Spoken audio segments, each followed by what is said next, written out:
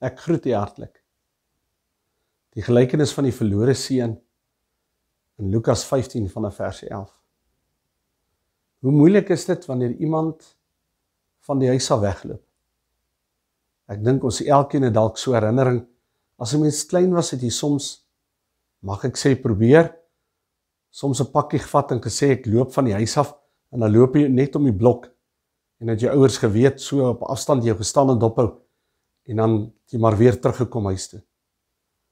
Want die huis was die plek van veiligheid.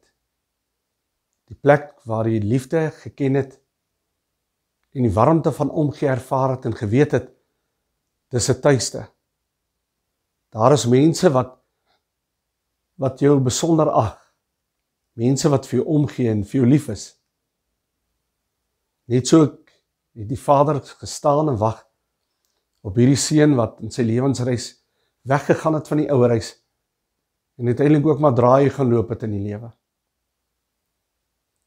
So sê die gelykenis, hierdie pa elke dag uitgegaan om te wag en te kyk of hierdie seun van hom nie sou terugkom na die ouerhuis toe nie.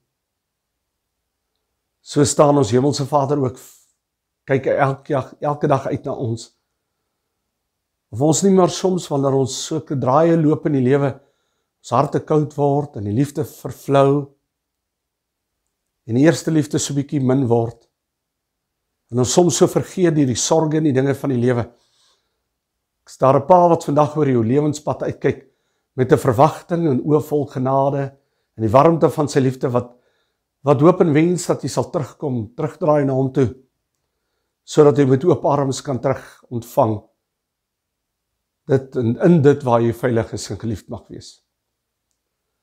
So staan die hemelse Vader en wag op jou en op my, gereed om die kinders wat soms draai loop met groot verwelkoming terug te ontvang in sy arms. En die woord sê, 'n soen op die wang te gee, om te wys dat ongeag wat jy doen, dat die liefde van God vir jou nie kan verwelk nie, nie kan opraak nie. En die omgehaard van die Vader nie kan koud raak, vir kinders wat self soms al loop hulle weg in die lewe nie.